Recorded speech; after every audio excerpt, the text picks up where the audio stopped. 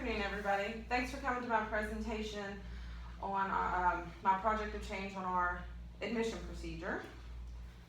Currently, how our admission procedure works, a discharge planner from whichever hospital it may be, whether it's local or out of town, sends information on the patient to one of our social workers.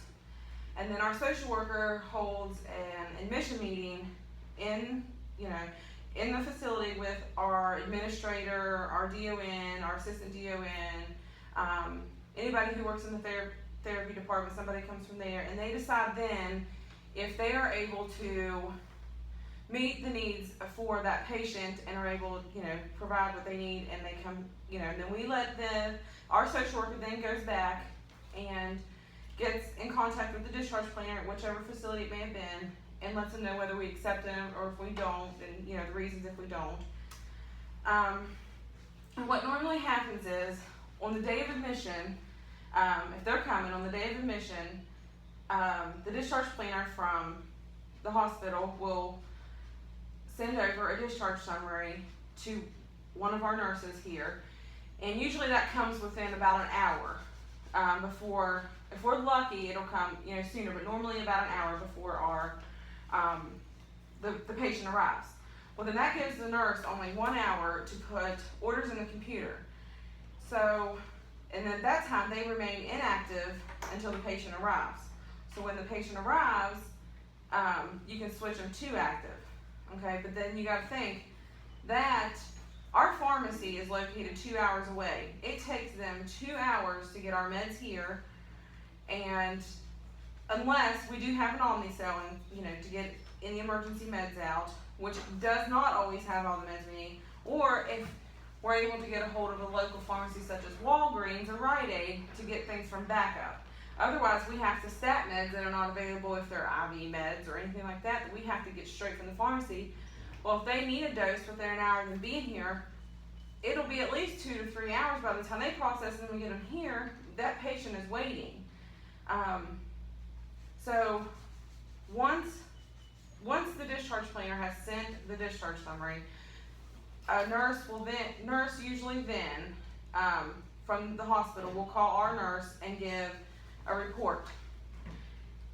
Usually a lot of pertinent information is left out at this point. If one of our nurses even asks if they have a wound, for some reason it is being, no, their skin's fine, or we're not told that they were on a CPAP machine at home or a BiPAP machine at home, or if they've had behavior issues, or being confused or combative. These things are all things that are being left out and that are pertinent to us because they may have only been with them for 4 or 5 days. They're going to be with us for 4 or 5 weeks, and we have to have these things under control. So, I propose that our the discharge planner at the hospital, still needs to send that information to our social worker, and then we still have our admission meeting with all the same people, but then we need to send a nurse liaison to the hospital so they can go assess the patient and assess their skin, what treatments they're getting, their behaviors, know what medication, kind of medications are. If there's anything that we're going to have to make sure that we don't carry in stock or be able to get locally, that we can get from, that we can have in-house before they get here. That way they're not having to wait on meds. And then once that nurse liaison comes back into the facility, hold another admissions meeting so that that nurse can report her findings, to everybody in that meeting. Then our social worker can then let them know whether or not we're going to accept the patient. Then also the discharge planner at the hospital needs to make sure that they are sending a discharge summary at least 3 hours prior to the patient arriving to our facility.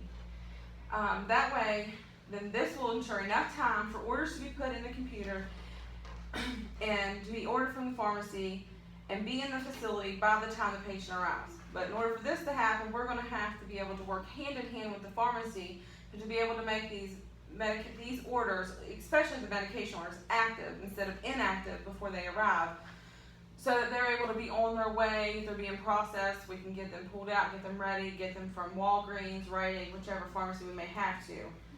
You know, and once we're able to be able to put them active instead of inactive, you know, and that lets the pharmacy know that we need them on their part, because it's automatically sent to the computer and they can see it and get those things ready.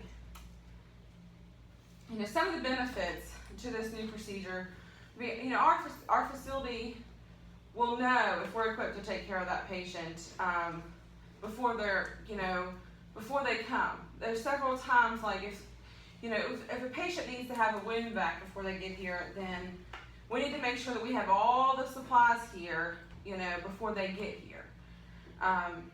You know, and sending that nurse liaison to the hospital would just, you know, we would benefit a lot from that, knowing that, knowing what kind of treatments, if they have, whether it be a stage 1, stage 2, or stage 3, you know, pressure ulcer, you know, we're going to know about that before they get here. If, you know, and if we're don't have the stuff in-house, at least, you know, we can let them know, hey, we can't accept them today, but we can tomorrow or the next day, because we have to get this equipment shipped here. Our nurses will know what behaviors to expect and be prepared for. You know, if there's someone who's confused and keep getting up and have alarms, well, maybe we have a bed that's close to the nurse's station instead of the other end of the hall, and we can put them there instead of all the way down at the other end. You know, where we can keep, you know, a closer eye on them and be right there and watching their every move. Patients will not have to wait for medications. If they're in pain, if they're, you know, an IV medication's coming due, a blood pressure medications, they will already be here when they walk through the door. They will not have to wait for treatments. I mean, most of the time, simple dressings, yes, we do have. But if it's something, you know, that's not used a whole lot, and that doctor at, you know, Ruby Memorial is wanting, you know, that brought here, well then, and we don't carry it, well, it might take us 24 to 48 hours to get it here. So that way, that's here. You know, and once we get all this into play, you know, we live in a small town. With great satisfaction, the patient will spread good things about this, and then, you know, it'll keep our admission rate up. People will be wanting to come here. Maybe they'll be asking to come here instead of going to another facility. You know, and you know, everybody, it's a win-win situation. I mean, you have everything here. If you have everything here and you're ready to go, you know, the patient's satisfied.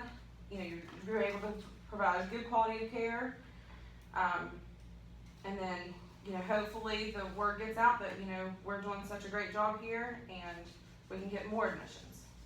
All right, thank you guys. If you have any questions, you can see me after.